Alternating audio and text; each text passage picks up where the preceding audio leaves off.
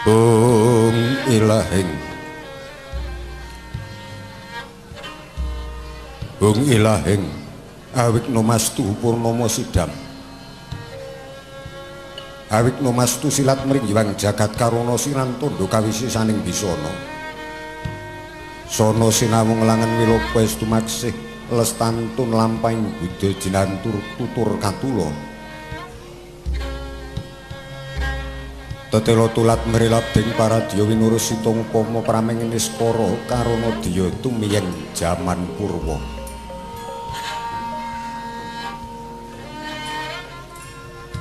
Winisuda tarengkang dina madama pinardi tameng lalata mangkiya tekap wasananing gupita tanur rengging perlambang matumpa-tumpa marma panggung panggeng panggunggung sang Murawengkata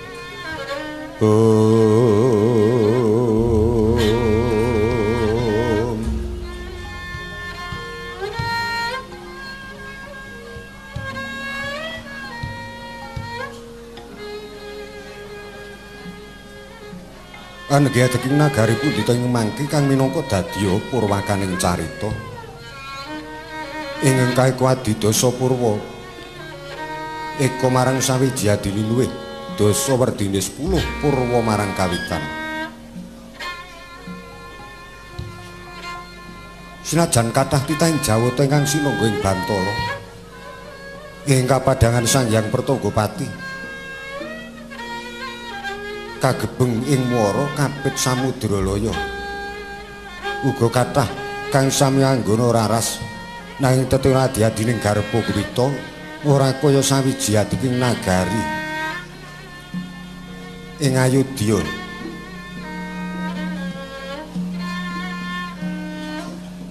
pramila nagari Ayodya ya kala mangsanipun kasebut negari Ngayodya Pala pantes kinarya pambukaning carita Murciteng Kawi awit negari Ngayodya wekdal samangkilan munta kacandra sakluhuring kedaton ketingal mawa cahya sumarep meratandani bilih negari Ngayodya tuh negari ingkang ageng perbawane turta ingkang yasa kedaton nalika semanten tuh titah ingkang linangkung ing dahat winonglong para bathara kinamulen para widodari ing asian para jawata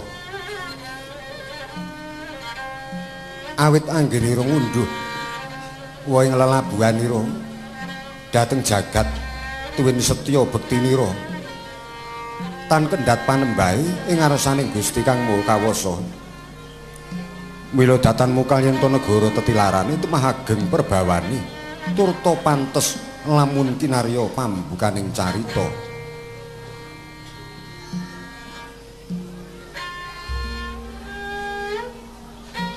mila negari Werangkacandra negara ingkang panjang kunjung Pasir Wukir Allah Jingawi Gemah Ripah Karta Raharja basa panjang tegese dawa kunjung tegese dhuwur sepira ta yen ta cinengkala dawaning praja tuwin inggiling negari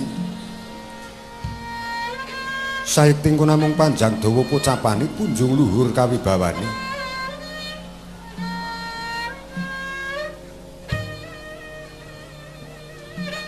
Pasir Wukir basa pasir tegese samudra wukir tegese gunung yen kacandra tanceping kedaton nagari Ngayodya kinapit ing paredèn ageng ngananaken tuwin ngiringaken karang padesan sineling-seling pategalan mewah pasabinan ngayunaken Samudralaya mangku pelabuhan sak kelangkung ageng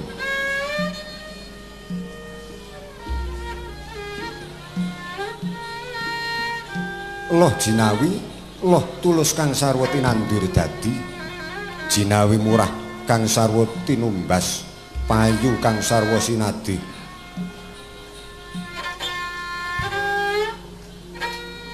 Diniwerdini Gemah sarta ripah basa Gemah kacandra kathah sanggya para kawula nangkoda ing amung dagang lelayaran rino pantaraning wengi kaya Datanono Pedhoti minangka pratandha yen to kalis saking bebaya ing sak marga-marga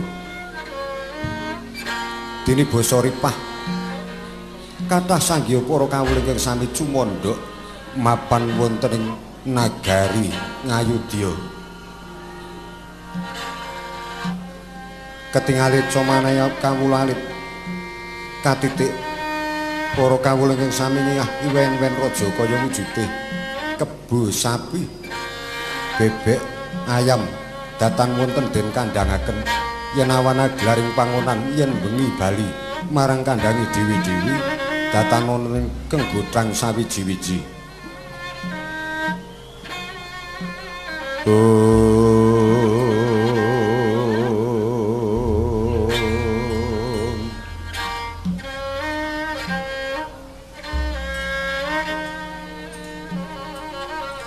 dene tegese Karta Raharja basa Karta awit sanggya para kawula ingkang padesan ingkang sami nindakaken among Narakesma para among tani ketingal sregep wekel anggenira nggarap pasabinan tun pategalan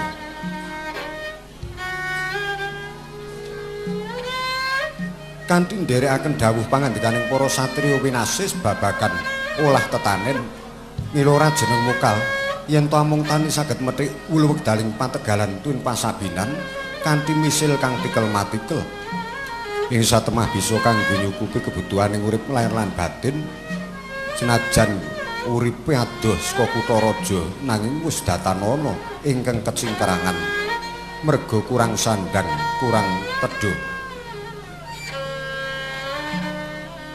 tegese Raharja awit para kadang sentana lumeberipun dhateng para kawula saindenging praja ketingal sahiyek saeka praya guyub rukun bandul krompol estining penggalih sesarengan ngangkat karyaning praja muringgal kacipta swasana ingkang tumuju dhateng katentreman tuwin kamulyaning tiyang sak negari jinekak panyundra tata rakiting kedaton negari Ngayodya Pala anenggih sinten to dosa namane Rasnarapati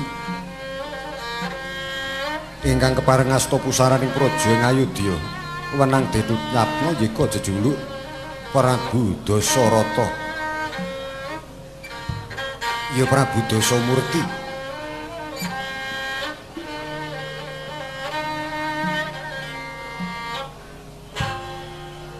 Prabu Dasarata satunggaling narendra ingkang ketingal Sudibya Sekti Sura Mahambara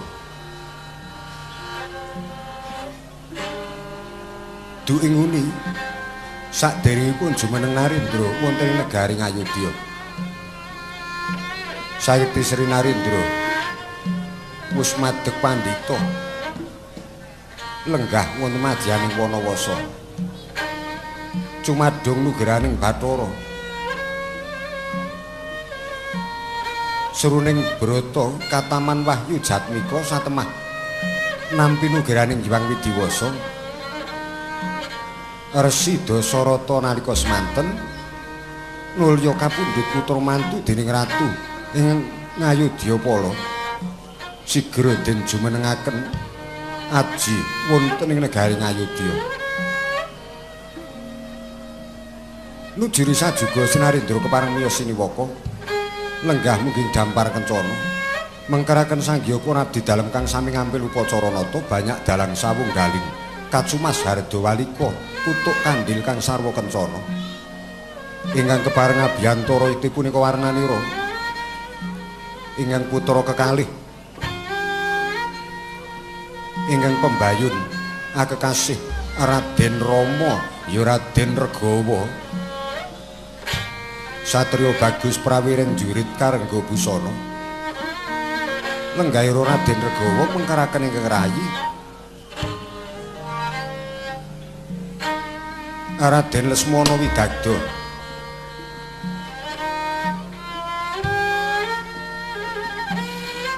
ya Raden Sumitra Putra Lenggaira Raden Lesmana mengkaraken sanggya para abdi para mantri Bupati Nayaka Praja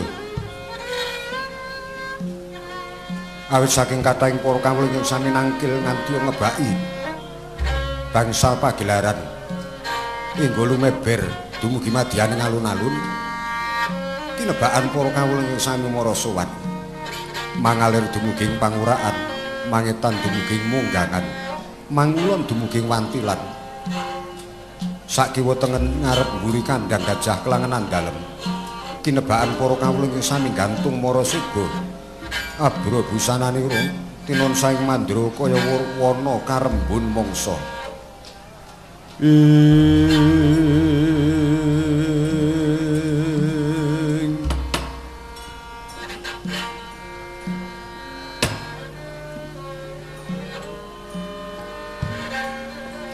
Kocapo dupi wis sawetawis dangu Sri Narendra lenggah wonten madyaning Setinggil Binaturna wis tumeka titiwanci Sri Narendra kepareng medhar sabda tanggaping sasmita sainggya para prajurit ing ngarsa caos pakurmatan sigra ngelaken senjata ageng munya marambah-rambah sinawuran swaraning gong beri kang tinatap gegunturan murwani horeg kang sami mara seba horeging paseban Jawi kaya gabah deninteri riwu sing sumekta jajaran kang ketingal medal rumiyin prajurit sigara ngelaken kalontaka beberundungan para kawula sigara ngangsek piswane cipta wrengganira we kanca ayo ndodok kanca ndodok kanca jajari ayo ngangsek maju loro dul jalek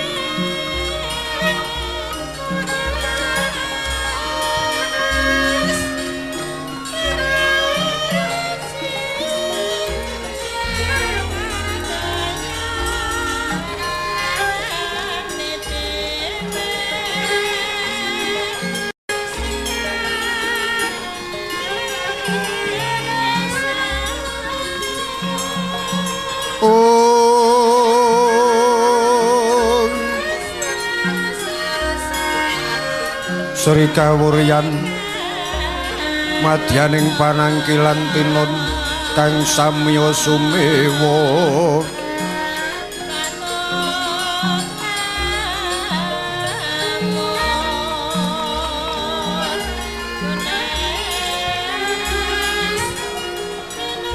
abra busananira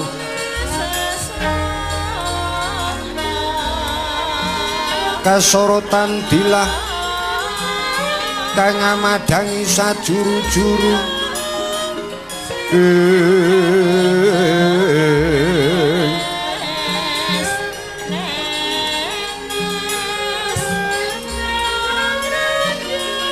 candrane rejlupak Kyai Wiji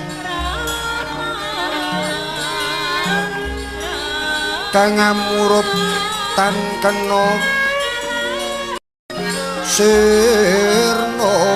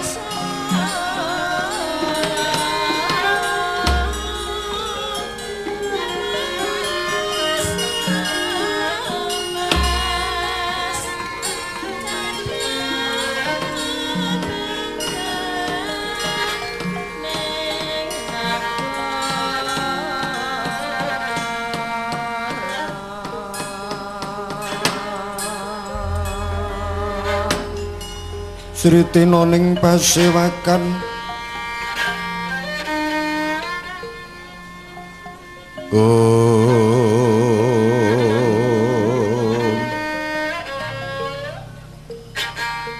Usana maneka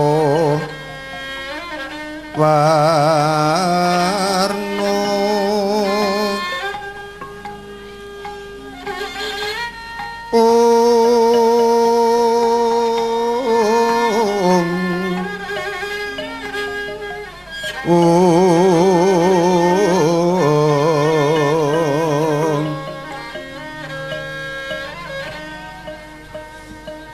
Sebak puspiteng Udyana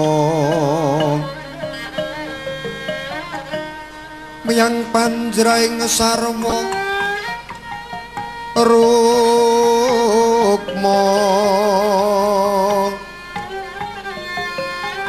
Renggeng manik Narawata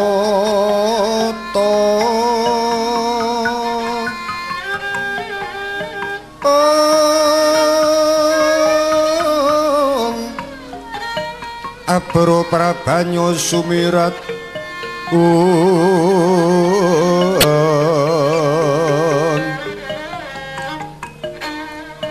kenyaring tejo liwaran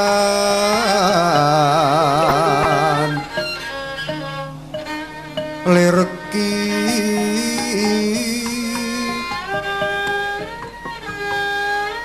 alat sisiring tadit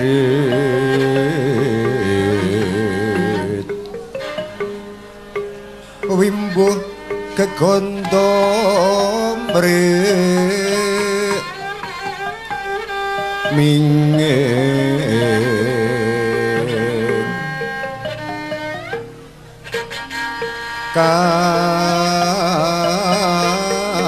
katiuping Ruto mondo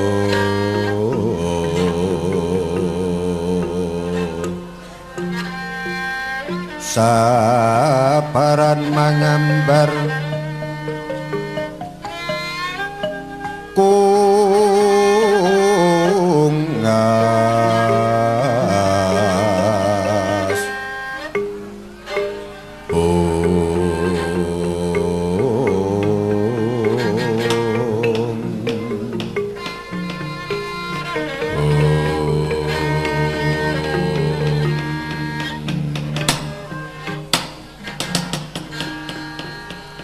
yo tori sedeng siniwa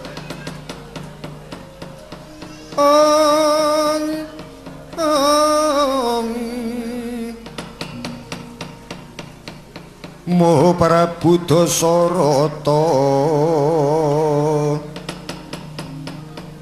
pratisteng dampar kencana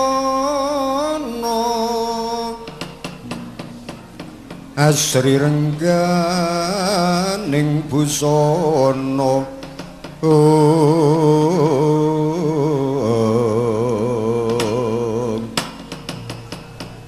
kinunterang kunterang Mas Retna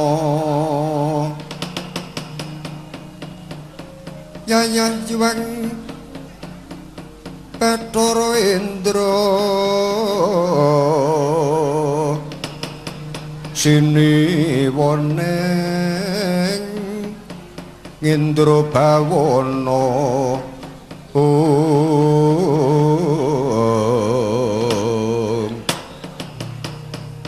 Narendra arum ngandika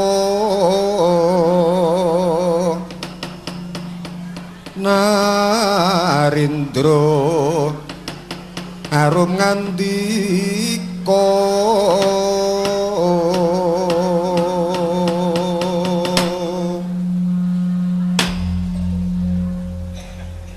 Hyang Suksmantara manik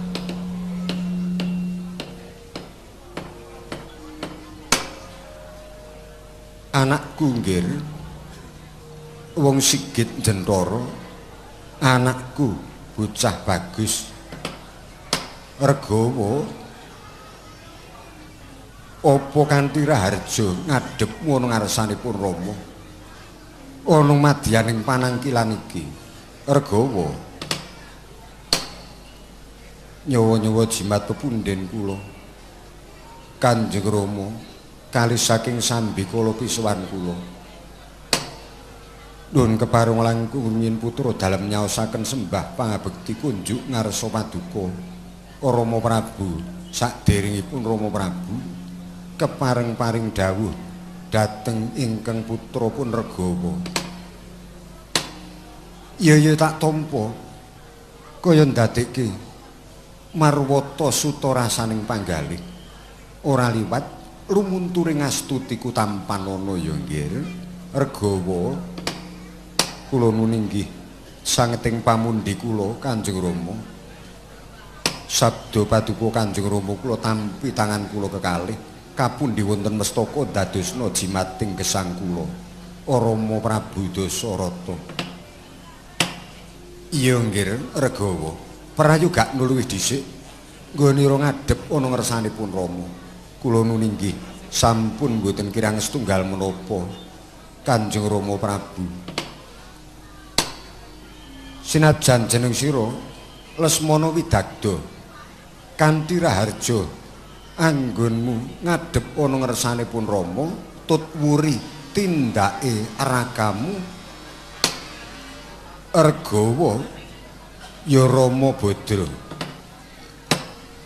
Kula nuninggih pangestunipun Kanjeng Rama kalih saking sambikala pisuwan kula pangabekti kula kunjuk Kanjeng Rama.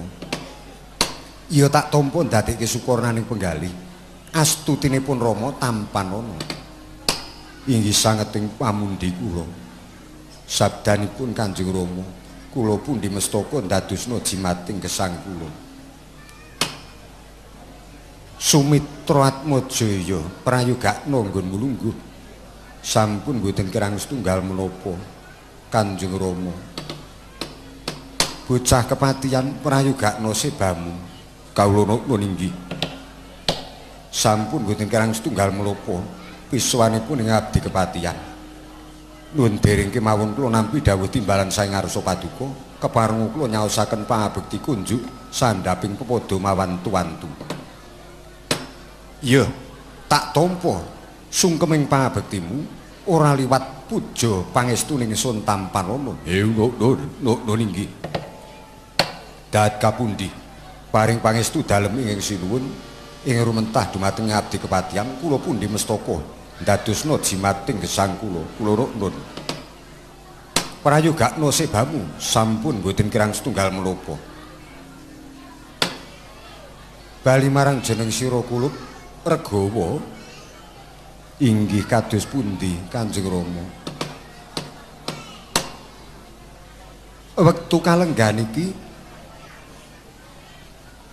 pun Rama pancen merlokke nimbali marang jeneng sira. Inggih. Ya sinajan pasewakan-pasewakan adate utawa ingkang wis lumaku pendak-pendak pun Rama miyos siniwaka sliramu mesti uga mara sowan. Inggih. Nanging ora kaya sak gedhagan iki wanter dawuhipun Rama marang jeneng sira kulup tak dawuhi sowan lan mengko ana pangandikanipun Rama mligi tumrap marang jeneng sira. Bab reh peperintahaning praja kaya ora ana perkara. Kahananing negara Ngayodya ayom ayem tata titi tentrem. Para kawula manggih suka Raharja wong sak negara ora ana kurang sawiji-wiji.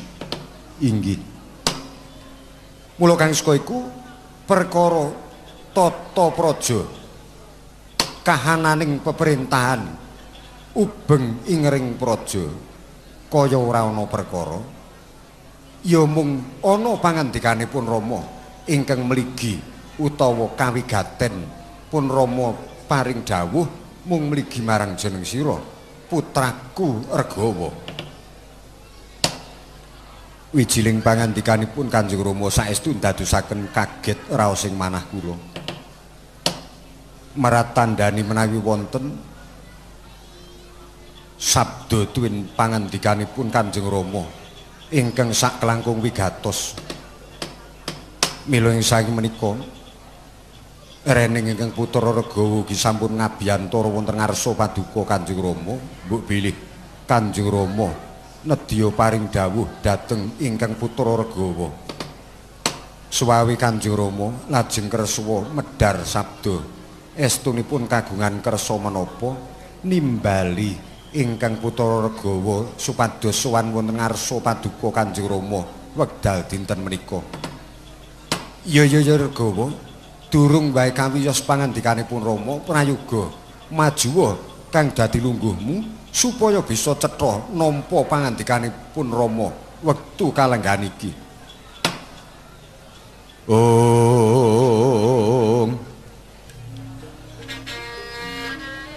Aleng-leng ramyan ingkang driya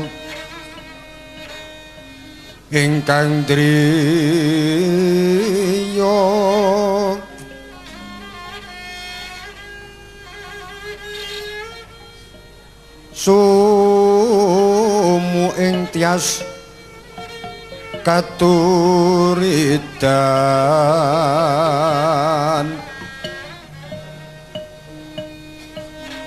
limut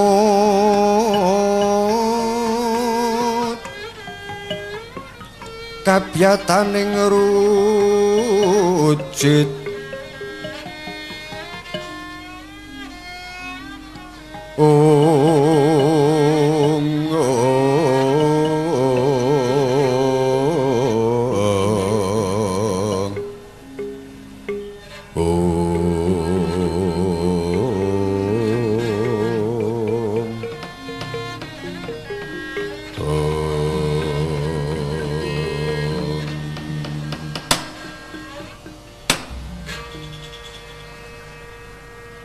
Regawa ndadekna sumurupmu nun kados pundi ingkang nedya tak dawuhke marang jeneng sira ora ana liya kejaba mung ana rong perkara kalih perkawis ingkang badhe kaparingaken dhateng ingkang putra Regawa. Estunipun kalih perkawis menika kados pundi Rama Prabu suwawi lajeng dipun wedharna. Perkara loro ingkang bakal tak dawuhke marang jeneng sira iku siji yaiku perkara nggonipun Rama bakal paring nugraha marang jeneng sira. Pun Rama bakal maringke kaprabon ngayudya marang jeneng sira. Awit tak wawas sira iku wis rumagang gawe, tegese wis cukup ingkang dadi kawruhmu lan wis cukup ingkang dadi jembaring wawasanmu sak wanci-wanci ngasta pusaraning praja nyekel kendalining negara. Inggih. Dadiyen pun Rama wis ngendika kaya ngene iki, tegese pun Rama wis percaya marang sliramu. Pun Rama ora ngersake jeneng sira kulup dadak matur yen to ora saguh utawa matur yen to durung rumangsa duweni kekuatan kang sarta duweni keterampilan nyekel reh pemerintahaning negara. Inggih. Awit pisan meneh aku wis percaya yen jeneng sira iku wis bisa ngasta pusaraning praja ngayomi wong sak negara. Kula nuwun inggih. Apa kira-kira jeneng sira saguh nampa lumintiring kapraban ingsun? estunipun awrat anggin kula badhe nampi peparingipun Kanjeng Rama ingkang semanten agengipun utawi paring dalem kekucah ingkang tanpa saged kula wical utawi kula timbang mawi wicalaning brana picis sinajanta pinten kathahipun. Iya. Nanging rening sedaya menika sampun dados kersanipun Kanjeng Rama. Mila kula wontenipun namung nderek kersa paduka. Rinten pantaraning ratri kula sumanggaaken keparingipun Kanjeng Rama kula namung badhe ngestokaken dawuh. Wah. Lah ya ngono kuwi. Ingkang dadekke bombong ing ati tumraping wong tuwa. Jeneng sira arep tak pasrahi nyekel reh peperintahaning praja. Jeneng sira saguh.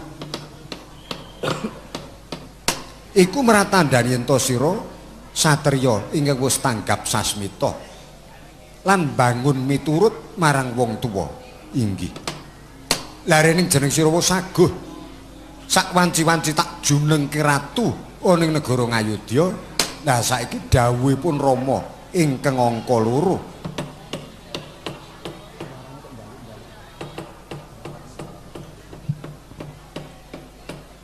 Dawuh timbalanipun Rama ingkang angka 2 yaiku jeneng sira kudu nambut ing akrama silaning pramoda utawa kudu tumuli palakrama. Awit sak wanci-wanci jeneng sira dadi jejering ratu, aja nganti godhang. Aja nganti ndadekke semu kuciwa anggonmu ngayomi wong sak negara. Mula tak parayogakake utawa samengko jeneng sira kudu enggal-enggal palakrama. Inggih. Menawi estunipun kula badhe nyendikani dawuh timbalanipun Kanjeng Rama nanging karana dereng wonten wawasan utawi dereng wonten putri ingkang dados lirikaning manah kula badhe kula jak tembayatan gesang sareng. Mila kula inggih dereng sagah utawi samangke kula teksih rumaos peteng mboten saged nggambaraken calon tetimbangan kula menika mangkenipun sinten Kanjeng Rama. Ngene nggih nuwun kados pundi? Miturut pawarta kang tak tampa pun Rama wektu dina kepungkur sejatine mireng tembang rawat-rawat ingkang digawa mbok bakul Paman Sinambiwara kang padha ngabarake yen to negara Mantili Dirja iku bakal diadani sayembara. Inggih. Negara Mantili Dirja arep ana sayembara, sapa ingkang bisa gayuh kemenangan ana ing tengah-tengahing sayembara iku mau bakal dikeparengke mboyong putri atmajaning ratu ing negara Mantili Dirja. Pawarta kang tak rungu atmajane Prabu Janaka iku sesilihe sangretnaning ayu Dewi Rekyan Warasinta. Iku wanita ingkang sulistya ing warna, dasare wanita ingkang kondang kaluka, ambeke utama, gandang ruruh pasemone, kaya-kaya ora bakal nguciwani lamun to kok rasuk minangka garwa tetimbanganira. Mula nggir Regawa, laku kang prayoga tumuli jeneng sira tindakake ora ana liya kejaba mung luwih dhisik jeneng sira mupu sayembara. Aja nganti wedi kangelan enggal budala tumuju ning negara Mantili Dirja melu ngadani sayembara ana ing negara Mantili.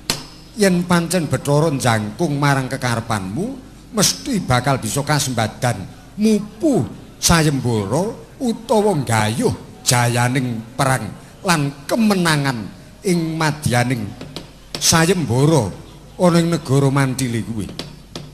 Rina pantarane wengi kang tak gadang-gadang utawa tak sesuwun ana ngersaning Bathara supaya aku tumuli bisa nyawang anakku mantu ingkang lungguh sesandingan karo kowe Regawa. Kagiatri sang kapirangu arinangkul kinempit kempit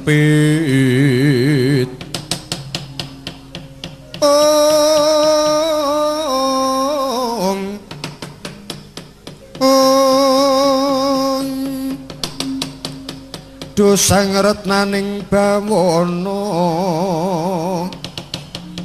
yogi tukang walang ati yogi tukang nesing tias yogi tukang kudu gering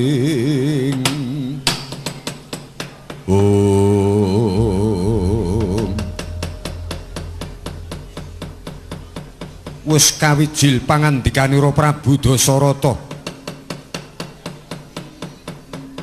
marang ingkang putra Raden Regawa. Pangandikanipun Prabu Dasarata paring dawuh dhateng ingkang putra Regawa, ya Rama supados enggal-enggal bidal lumawat dhateng negari Mantili Dirja perlu nderek sayembara wonten ing negari Mantili kanthi pengajap sageta pikantuk jayaning perang utawi kemenangan satemah saged kasembadan boyong putri saking negari Mantili. Nanging dereng ngantos kumecap putra dalem Sri Narapati Raden Regawa anyagahi pangandikanipun ingkang Rama ora kaya Urging Pasiban Jawi piyak ngarsa tangkeping wuri dupi para kawula ingkang sami nangkil wis kadhawan piyak saurubing landhian kebo ndadosaken kejoting galih sedaya ingkang sami lenggah wonten setinggil binaturna karana wonten salah setunggaling cantrik ingkang minggah wonten setinggil binaturna tinon saing mandruk tinggal repepeh pindha sata matarangan.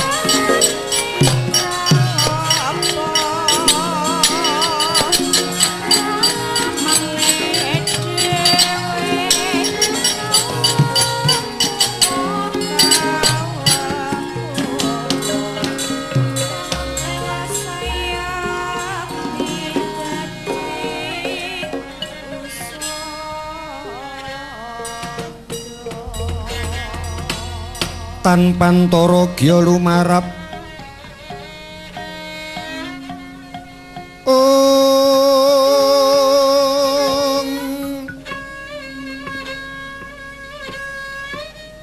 dutane risang pandhita Tomo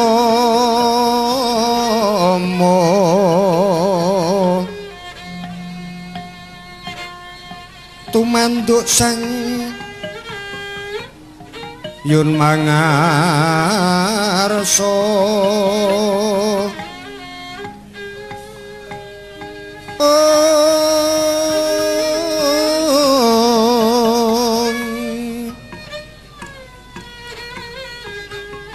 Kicantrik umatur gupo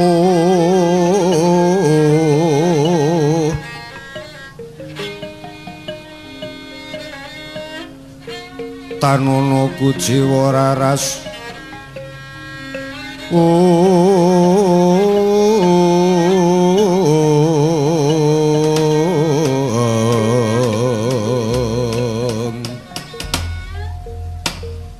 jagat masih saning Bathara Regawa nuwun wonten pangandika ing adhawuh lah kok ana cantrik ingkang lumebu utawa munggah ana Stinggil Binaturna apa kang slira wis tau srawung wis wanuh karo sawijining cantrik iki dadah duka ing kathah ingkang putra dereng nate srawung kalian cantrik menika nanging prayogi lajeng dipun timbalana kewala menika sinten tuwin saking pertapan pundi supados cetha wigatos sing sowanipun Kanjeng Rama ya kaya prayoga mengko to Ki Cantrik kang nembe kewala sowan ngadhep ana ngarsane ingsun bagya sak praptamu ana ngarsane ingsun ing dina kalenggan iki oh inggih matur sembah nuwun Diwaji Prabu Dasarata kemareng paring pambagya dhateng pisuwan kula jeneng sira wis mangerti yen to ingsun iki Prabu Dasarata sampun pangabekti kula konjuk sinuwun iya tak tampa ora liwat puja pangestuning sun tampanana inggih sanget anggen kula mundi sakwise lungguh kanthi prayoga senggang napas asatriwe aja kurang pamengkumu Ki Cantrik ora kok jeneng aku iki tambuh babar pisan ora nanging reh ning pancen lagi wektu dina iki aku ngerti marang jeneng sira mula prayoga jeneng para tumuli waleh ana ngarepan aku kowe kuwi Cantrik saka ngendi sapa ingkang dadi aranmu inggal prasajakna iya sendika kepareng kula badhe matur lah ya tentunipun ingkang sinuwun dereng nate prisa ngalian kula dening kula nggih nembe sepisan menika sowan wonten Ngersa Paduka mila mugi dipun tepangna iya sapa jenengmu ingkang sampun sudi mestani dhateng kula menika pun Cantrik Kumaya makaten Cantrik Kumaya kula nuwun inggih kuwi peparinge pandhita ingkang kok derekke inggih kalian pepunden kula sangat dipenembahan kula menika dipun paringi nami Cantrik Kumaya ngaten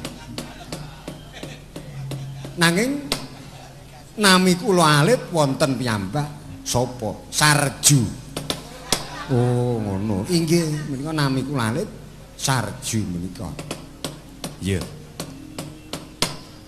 iya Ki Cantrik ngadhep ana ngarsane ingsun mengku karep kepiye dadosna kawuningan sinuwun sowan kula wonten Ngarsa Paduka menika mboten kok namung kabeta saking pepinginan kula piyambak menika saestu babar pisan mboten nanging kula sowan wonten Ngarsa Paduka menika estunipun wonten ingkang paring dawuh sinuwun sapa ing paring dawuh pepunden kula pandhita ingkang lenggah wonten ing pertapan Cemara Sewu pandhita saka Cemara Sewu Kula nuwun inggih.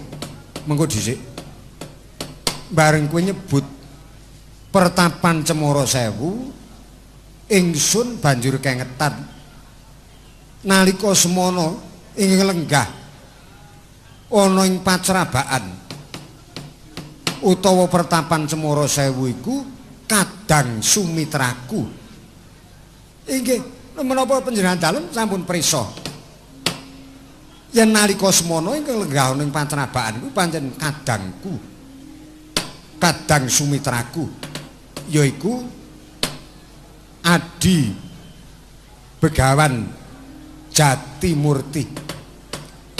Lah apa ya pancen kepara nyata tekan wektu dina iki ingkang lenggah ana ing Cemara Sewu Adi Begawan Jatimurti. Leres. Lah iya tesih Sang Tapa Begawan Jatimurti menika ingkang lenggah wonten ing Pertapan Cemara Sewu. Iya. Wah. Banjur maknyet utawa maknyut rasaning pamikir kengetan lelakon nalika semana. Bener Adi Begawan Jatimurti kuwi pancen wis kaya sedulur lanang yen karo aku. Inggih. Kowe diutus sapa dening Adi Pandhita? Enggal prasajakna ngarsaning sun. Inggih sinuwun. Kula namung dipun dawuhi matur wonten ngersa panjenengan dalem ngaturaken ketiwasan sambet kaliyan lampahan ingkang dumados wonten ing Pertapan Cemara Sewu. Ketiwasan piye? Bocah cantrik. Inggih, estunipun sampun sakwetawis dangu. Pertapan Cemara Sewu menika nampi panggiri godaning para raseksa ingkang damel risak sakiwa tengening Pacrabaan ngantos Sang Pandhita anggenipun muja semedi mbon saged jenjem para cantrik inggih sami nandhang kacingkrakan mbon saged nindakaken pakaryanipun piyambak-piyambak ingkang kedahipun pados kajeng inggih lajeng boten wani badhe mlebet wonten ing wana. Upaminipun ing badhe nandhangi pedamelanipun wonten ing Tegal, wonten ing Pesabinan, inggih ajrih awit tansah dipun bujung-bujung raseksa ingkang saya dangu, saya kathah mapan wonten sakiwa tengening Pertapan Cemara Sewu. Mongko malah sampun wonten salah setunggaling cantrik ingkang kepara tiwas dipun pejahi dening para buta. Mongko kuwandhanipun ical dipun tadah kala mangsa buta menika. Mila dawuhipun Sang Tapa Begawan Jatimurti, kula kedah ngaturaken wonten ngersa paduka perkawis menika. Wosing wigati Sang Tapa Begawan Jatimurti nyuwun senjata pitulung wonten ngarsa paduka supados panjenengan dalem kersawa paring dawuh dhateng para prajurit utawi syukur yen putra dalem kersa nundung sedaya resah raseksa ingkang datengi wonten ing Cemara Sewu lajeng dipun singkirna supados Pertapan Cemara Sewu pulih katentremanipun kados pingiuni. Mekaten sinuwun ingkang dados dawuh timbalanipun pepundhen kula Sang Tapa Jatimurti mugi lajeng katampiya tuwin kula cumadong dawuh timbalan paduka.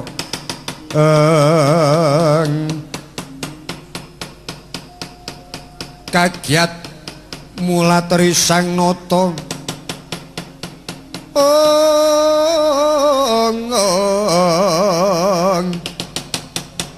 tinon parabawanira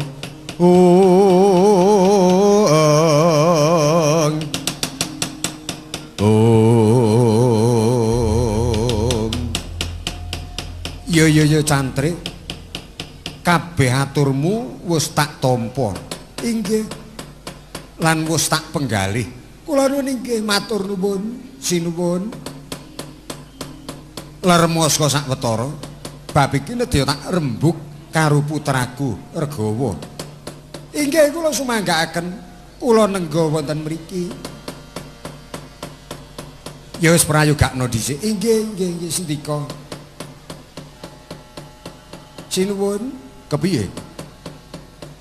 Saklebetipun kula nenggo menawi kalian ses kenging kepareng. Lah yen ana Stinggil Binaturtna ora ana jamak lumrahe nek wong nang Stinggil kok udut. Kowe nek arep udut kono nang pagelaran njaba kono. Oh nggih pun mangkih mawon. Mangkih mawon. Lha tinimbang kecut ya wis kono nang ngarep kono ora apa-apa. Sampun mangkih mawon. Kula niku ger wonten Stinggil kados ngaten menika nggih.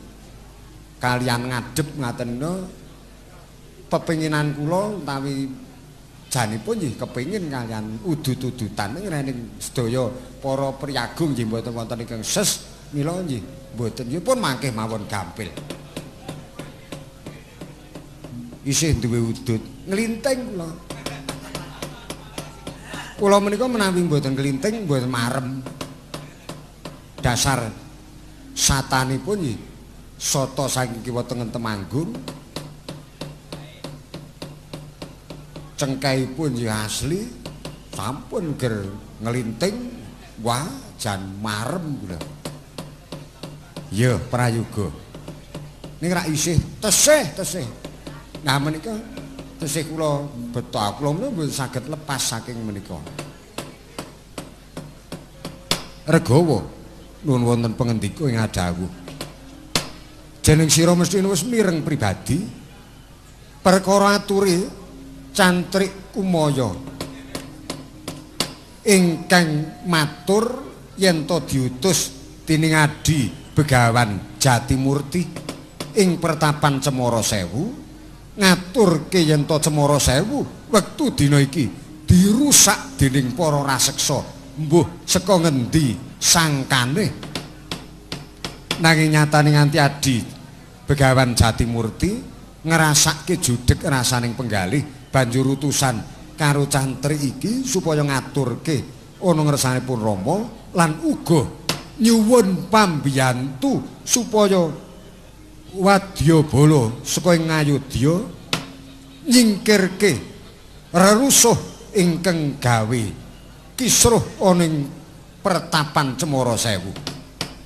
Nggih kula jeneng sira iku putraning Narendra mongko dadi suh utawa dadi pangareping kabeh para Wadyabala ingkang wenang mandigani Wadyabala. Mula kang saka iku rening dasare ana ingkang nyeraya ana ingkang njaluk tulung yaiku Adi Begawan Jatimurti supaya mitulungi nundung raseksa ingkang gawe rusak. Aja wedi kangelan yo nggih.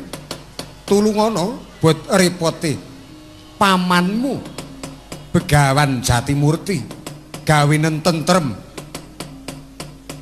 pertapan Cemara Sewu mesake cantrik mangu apa mentrik manguyu jejanggan ulu guntung indung-indung ingkang padha mapan ana ing pertapan Cemara Sewu lan uga warga sak kiwa tengening pertapan Cemara Sewu aja nganti ilang katentremane.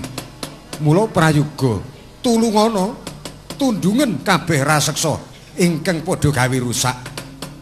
Yen menawi mekaten terang terwaca dawuh timbalan dalem Kanjeng Rama kepareng ing putra Regawa tumuli nyuwun pamit madal pasilan pangestu dalem kula suwun. Ya ingkang prayitna ngati-ati nanging kejaba iku sakwise jeneng sira kasembadan nyingkirke kabeh raseksa ingkang gawe rusak ana ing pertapan Cemara Sewu aja lali pangendikanipun Rama nalika mau kae kados pundi bacutna lakumu tekan negara Mandili melu mupu sayembara ana ing negara Mandili Dirja.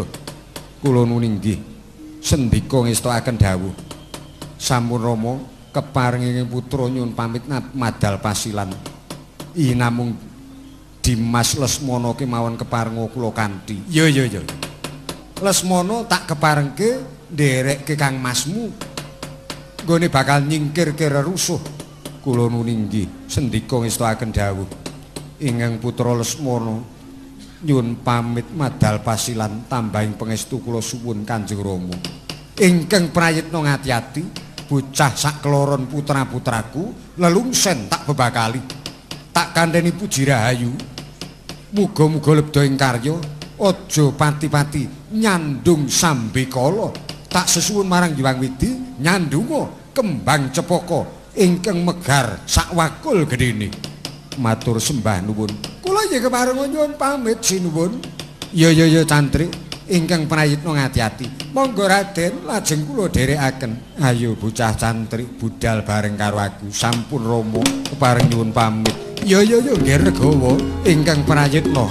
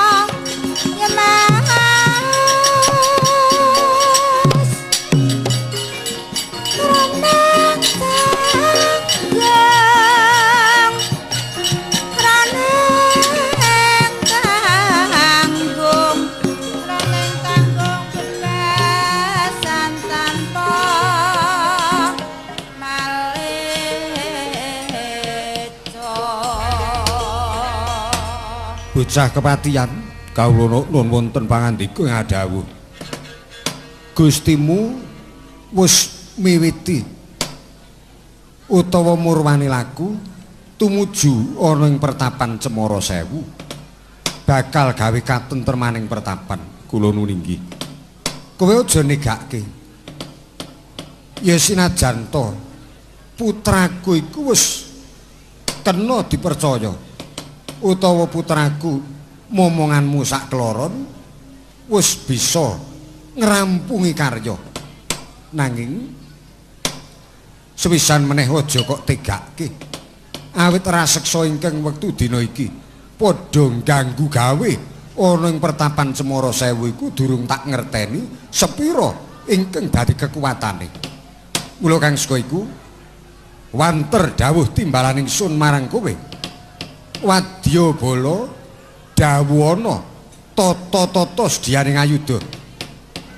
Bendaramu enggal tututana aturana nyeranti sakwetara supaya tindake diombiongi prajurit apa rong bergodo apa telung bergodo. Sakaremu kira-kira prayoga kanggo ngombiongi tindake putraku sakloron. Kawula nuwun inggih sendika ngestakaken dawuh. Tarang terwaca dawuh timbalan dalem Gusti kula ingkang sinuwun.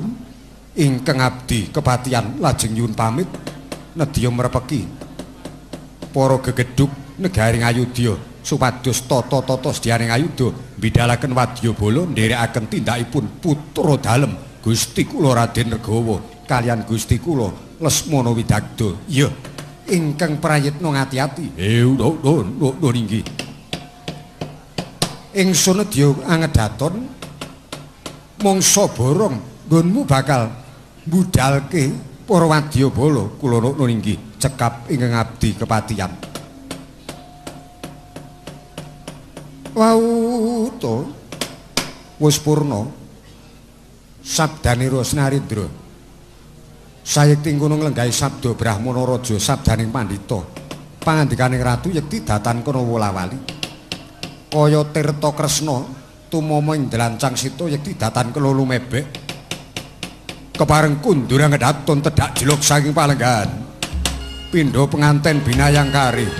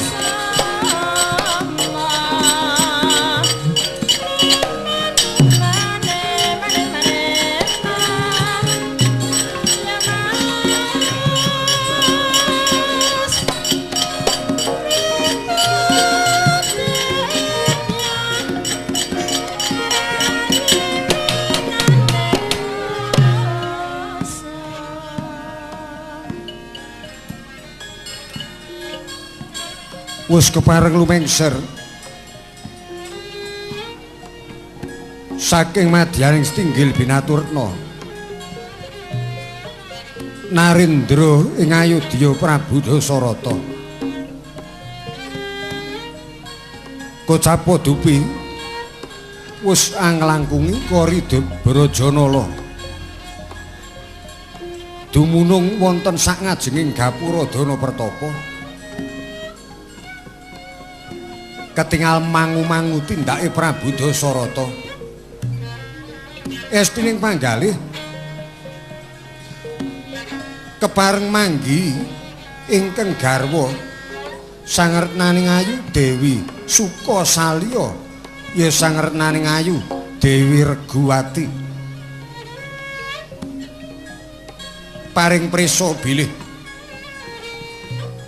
boten dangu malih ingkang putra Raden Regawa ya Raden Rama Badra badhe kajumenengaken ratu wonten ing negari Ngayodya. Mila tanpa antara sigra nglajengaken tindakira Prabu Dasarata nulya satata lenggah wonten madyaning bangsal Kencana tanggaping sasmita ing abdi kepareng lajeng ngaturi Kanjeng Ratu Dewi Sukasalya ingkang tanpa antara dangu uga lajeng mapak konduripun ingkang raka Prabu Dasarata.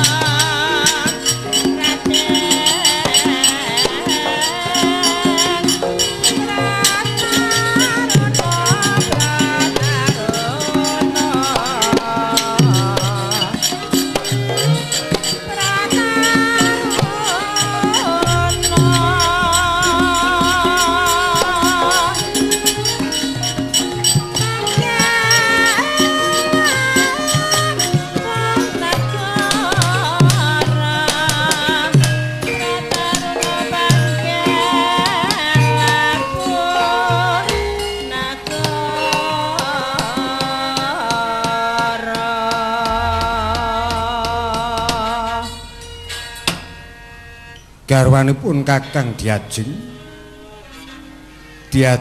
Dewi Regu nuwun wonten pangendika ing adhawuh sinuwun aja nganti kaget rasaning penggalih marmane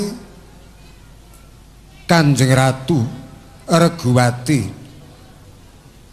rika lenggan iki tak pundhut supaya ngadhep ana ngersanipun Kakang.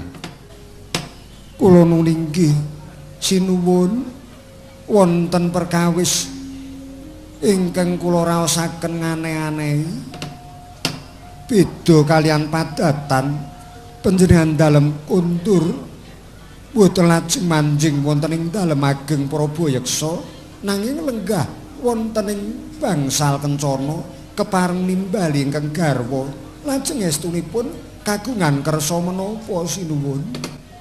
Iya Yayi Ratu ndadekno sumurupmu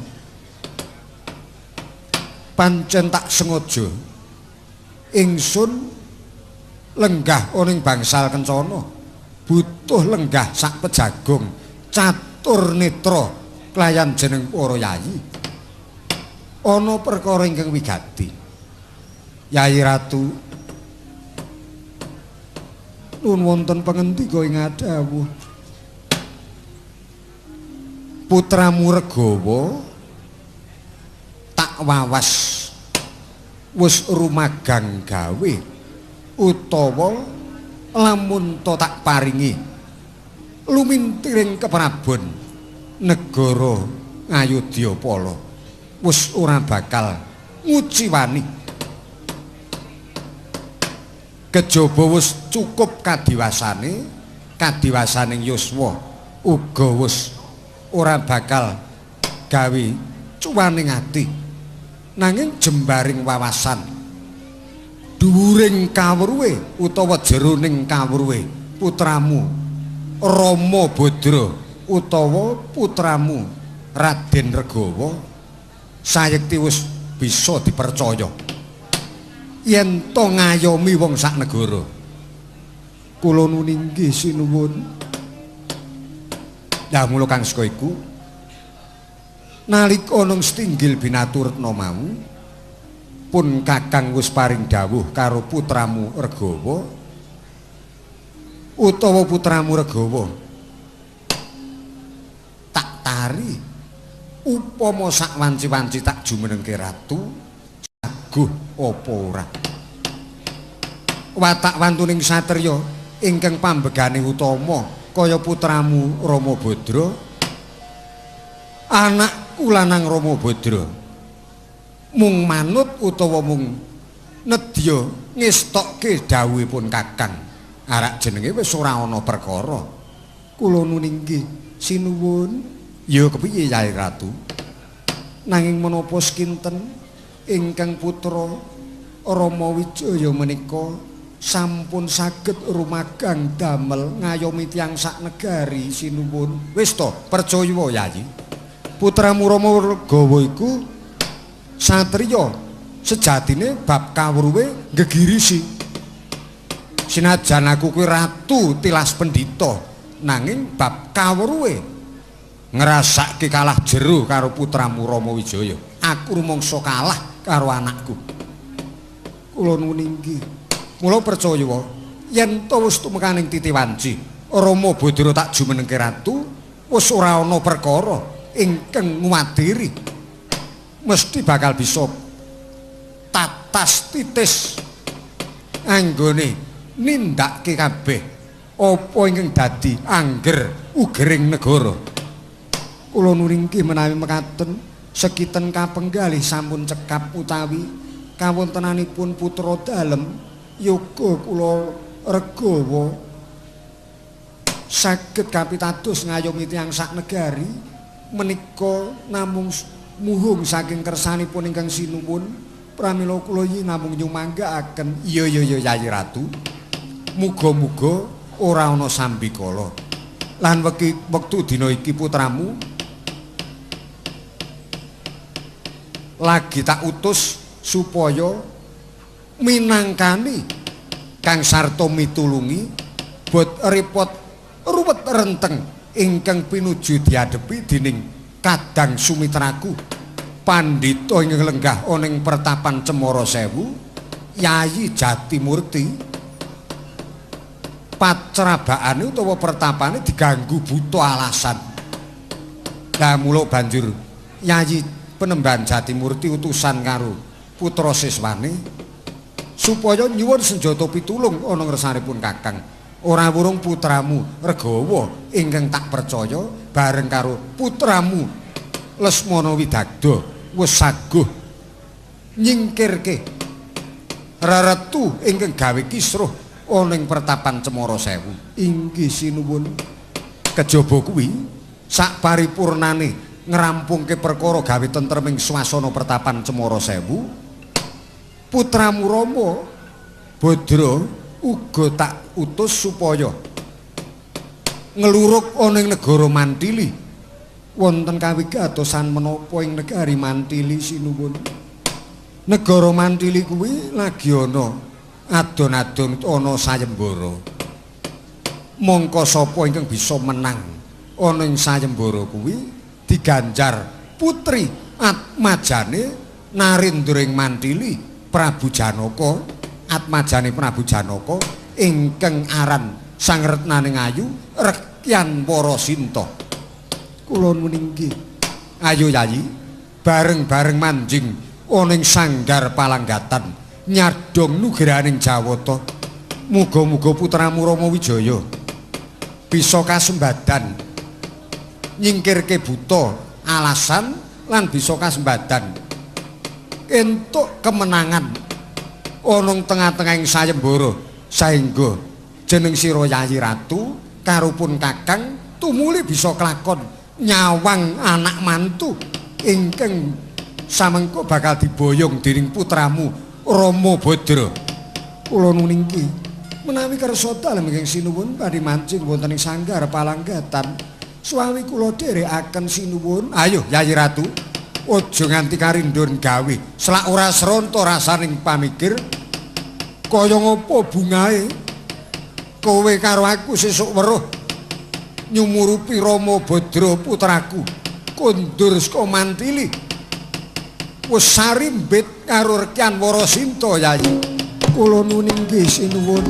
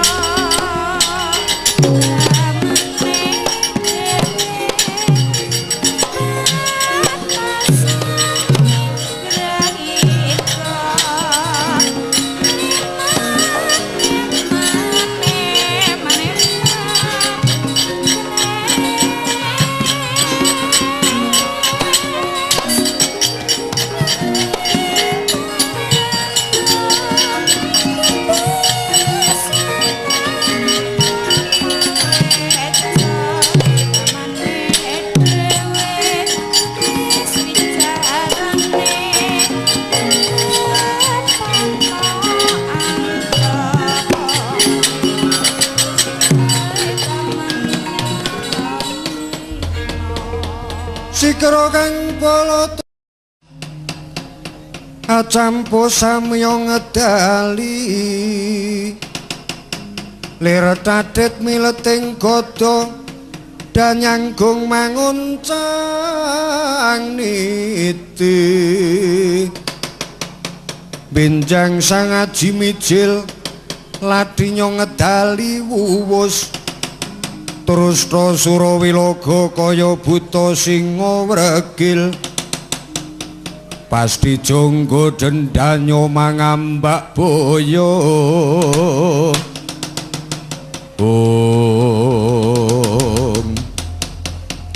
nuwun wonten pangandika ing adhawuh Sang Rekyarapati bocah tumenggung kawula nun kowe karo aku wektu dina iki nampa dawuh dalem ingkang sinuwun supaya nyawiske wadya bala kira-kira 3 bergodo menapa bari wonten lampah ingkang wigatos ndadekno sumurupmu wektu dina iki Gustimu Raden Rama Regawa uga Gustimu Raden Lesmana Widagda didhawuhi supaya lumarap ana ing pertapan Cemara Sewu. Wigatosipun menapa Sang Rekyarapati? Wigatine mitulungi bot kerepotane pandhita ing Cemara Sewu yaiku Resi Jatimurti ingkang wektu dina iki pertapan Cemara Sewu digawe rusak dening buta alasan tanpa wilangan agahe padha ngebyuk ana ing pertapan Cemara Sewu. Nganti wong-wong ing Cemara Sewu padha kecipuan lan padha kekes rasaning ati merga wedi nyawang pengamuking buta. Yen ngatun Purwadyabala saking negari Ayodya lajeng dipun tata dipun bidhalaken wekdal menika. Dasari Gustimu sekarone wis sumadya budhal tumuju ning negara apa ana ing pertapan Cemara Sewu. Mula Kang Seka iku aja nganti karindhon gawe wadyabala tumuli cerak ana ingkang durung miranti nggone perdandanan. Inggal dawana cekat-ceket nderek tindake Gustimu sakarone. Kula niki sendika ngestakaken dawuh. Tabuhen bendhe tengaraning Ayuda. Mung jir. Tret. Gandang-gandang janjam kuning. Sarentek samorondana bunga-bunga yen pinopong ulate sada mbelalak wajahnya esmu mancal esmelir napas madu wong ireng sinangga rukma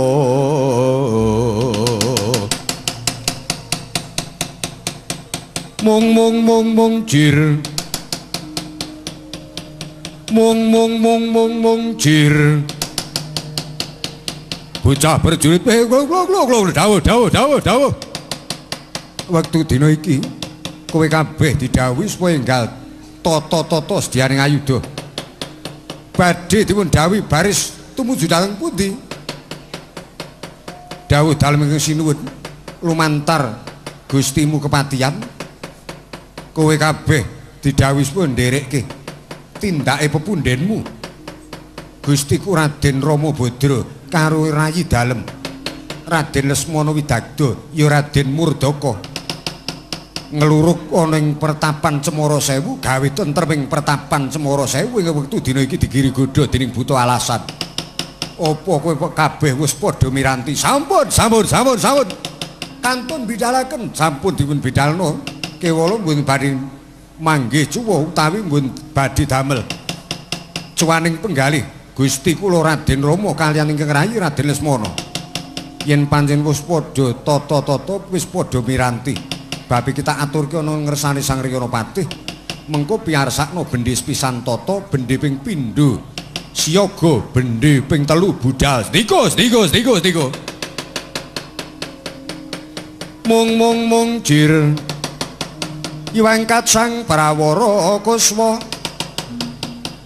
magara gra gumiwang gegeteri swaraning tetek gumuruh wara pangri ing turangga bendhe beri munyo sauran mangungkung pratandha mangkating prang gambira tyasing prajurit mung jirdul dakar. Matur Gusti kula Sang Ryanapati. Iya kepiye? Para wadyabala sampun sagah dipun bidhalaken. Yen mengkono syukur bagya sewu. Mara coba tak wis padakne Gustimu wis kepareng nyaketi turangga titiane apa durung? Ih kula sumanggaken.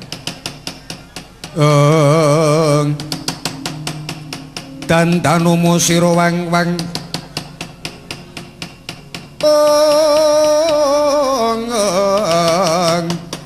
makutra majuru jungkung tak wis padake Gustimu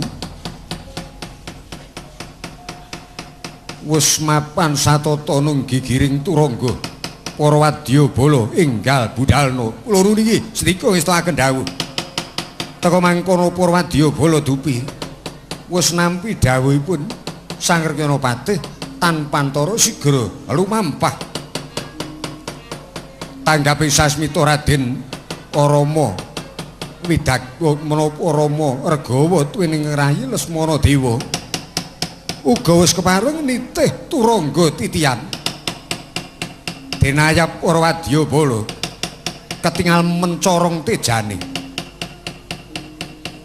penganjuring jurit ingkang dumunung wonten ing ngajeng piyambak ugi kepareng nitih kuda titian lakuning jaran bareng krungu swaraning Mimis Kalantaka bebrondongan kaget sami saknalika njepiping kupinge njentar buntute nebak-nebak lakune saka sawetara sigra mangsa lumampah anut wirama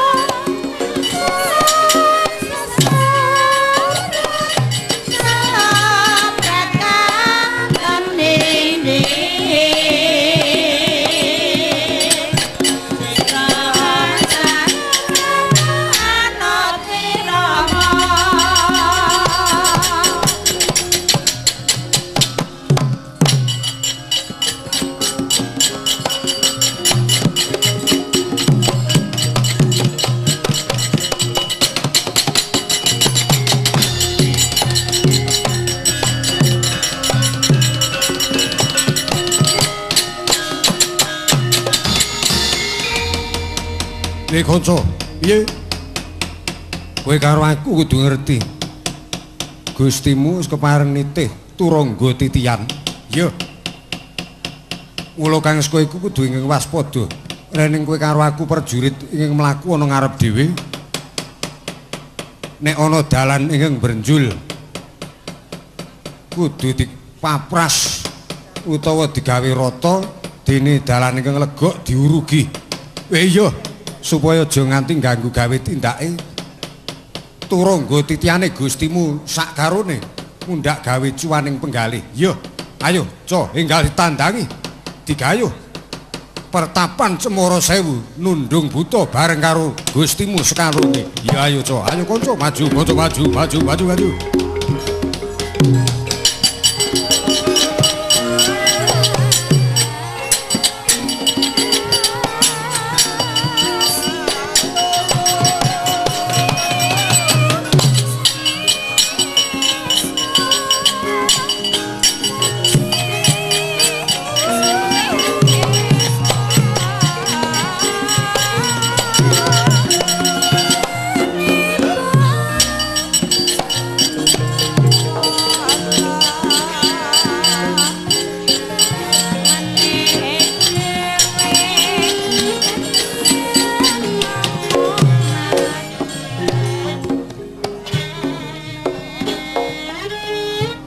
Rantap-rantap tindake Raden Rama tuwin ingkang rayi kadherekaken Sanggya para wadyabala lamun to tinon saking Mandrawa tindake katon anglur selur kaya datanana pedhote tinon saking Mandrawa kaya sela bregiti sela araning watu bregiti semut kaya semut ingkang merambat ana telenging watu anglur selur amimbu srining swasana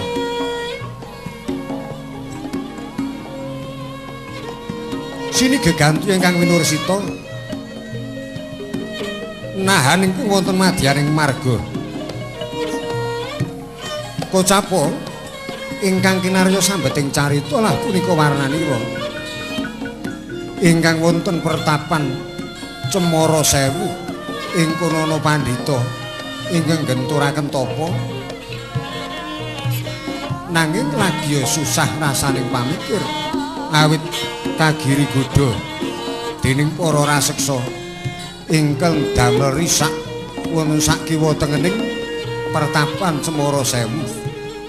Teka mangkono keparengan nglucita jroning penggalih Sang Tapa Begawan Jatimurti ingkang lenggah wonten madyaning pacrabaan.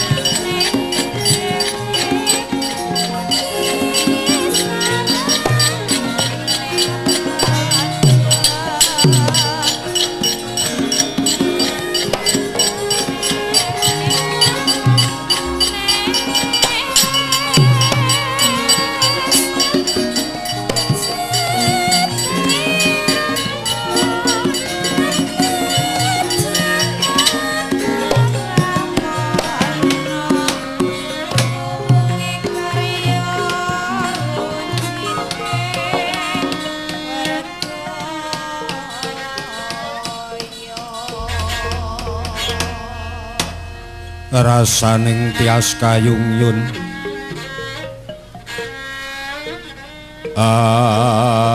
ngayomi lukitaning kalbu gambir wana kelawan ninging ati kabeta kudu pitutur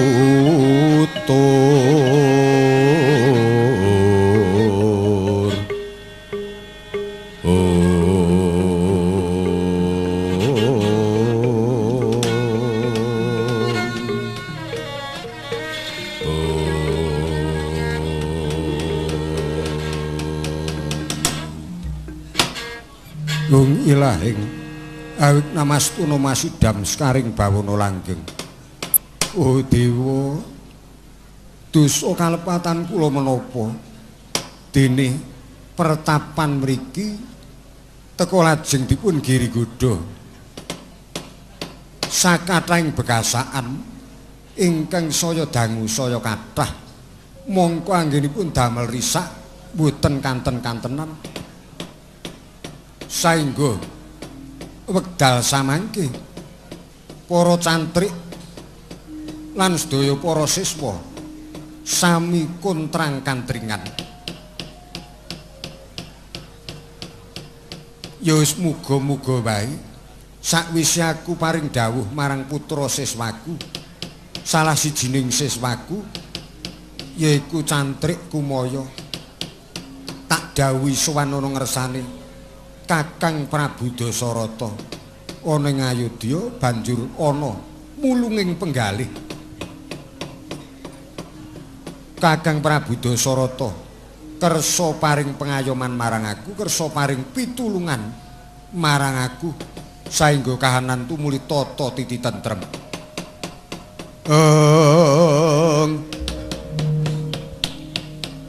Mahambek sang para marta Pandita kang muslimpat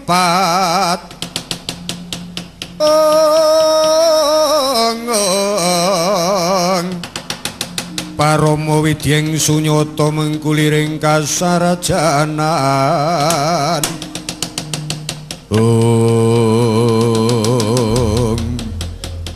Dereng ngantos purna nggiyani ora nglucita druning penggalih Sang Tapa Begawan Jatimurti ora kaya praptane Raden Regawa sarengan ingkang rayi Raden Lesmana Widagdaya Raden Murdaka akarya kejut penggalihira Sang Tapa Begawan Jatimurti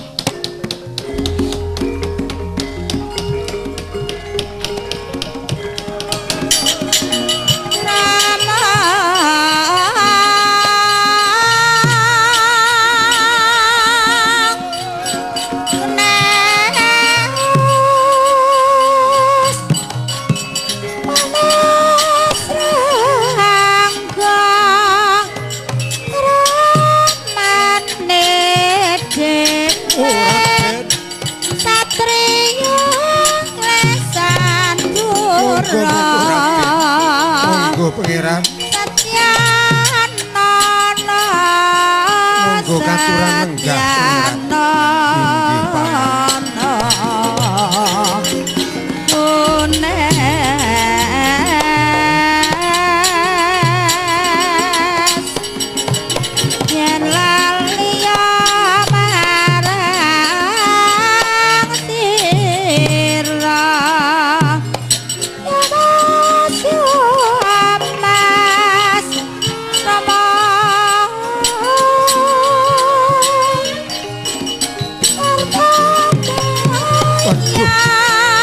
Nggir kapayu gak nglenggah prayogi monggo nggih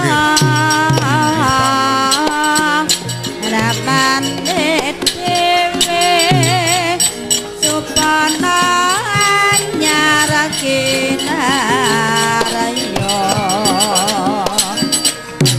nang triya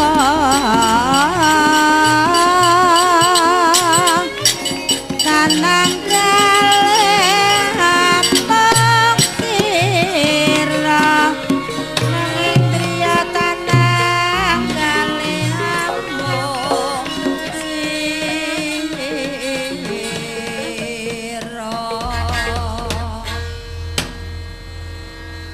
Pangeran arawuh paduka wonten ing pertapan Cemara Sewu kula kepareng ngaturaken pambagya kasugengan Raden kula nuninggih Paman Resi winantu Karaharjan sowan kula wonten ngersanipun Paman Resi inggih syukur bagya sewu anggir kekalih kaprayogakna lenggahipun sampun boten kirang setunggal menapa inggih sampun boten kirang setunggal menapa Paman Resi sak sampuripun lenggah satata nggih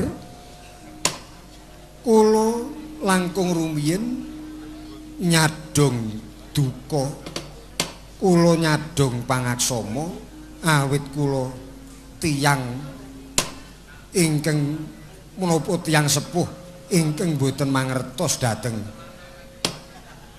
tata krami tumindak kula menika deksura Raden Paman Resi mboten perlu ngendika ing mekaten bagenipun kula sampun saged sowan wonten ngersanipun Paman Resi menika sampun mujudaken pakurmatan tumrap kula wah menika dawuhipun kosok wangsul nggih menika dawuhipun kosok wangsul kedahipun ingkang ngraosaken kados dene kerawuhan kenugrahan nampi nugrahaning Bathara menika kula lan pertapan Cemara Sewu sak isinipun awit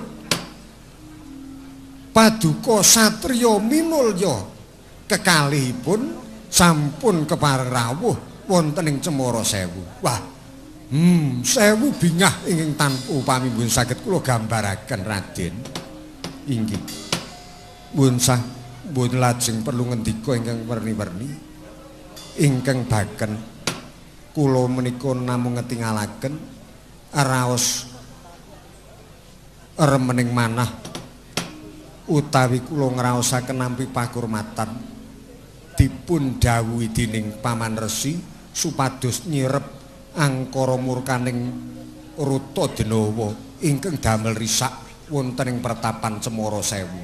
Kula nuninggih nggih mila mekaten. Temtunipun anggir prisa nalika badhe lumebet wonten ing pacrabaan menika wau kathah papan ingkang risak, kathah papan dununging para kawula sakiwa tengening pacrabaan mriki sami risak griyanipun inggih sami risak tanem tuwuhipun mila ngantos kecipuan ngantos kecingkrangan gesanging para kawula sedaya inga-inganipun ingkang wujud maesa lembu ugi sakathahing menda ayam kambangan sedaya sami dipun tedha raseksa ingkang damel risak menika mila sak kelangkung bibrah kawontenaning pertapan Cemara Sewu Raden monggo sak samunipun andika kekalih kepareng rawuh kula sumanggaaken anggenipun badhe damel tentreming swasana kula nuninggih Paman Resi kula sagahi namung tambahing pangestu kula suwun mugi ngayomana lampah kula saengga kula saged kasembadan nyingkiraken sedaya reretu ingkang mapan ingkang datengi pertapan Cemara Sewu inggih nggih kula sumanggaaken kula namung nderek memuji nyadong nugrahaning Jawata mugi alantaran paduka kekalih pertapan Cemara Sewu tumuli tata titi tentrem nggih kula nuninggih Paman sampun kepareng nyuwun pamit badhe kula padosi wonten pundi papan reremponing para denawa kula nuninggih nderekaken karahayon nggih matur sembah nuwun Paman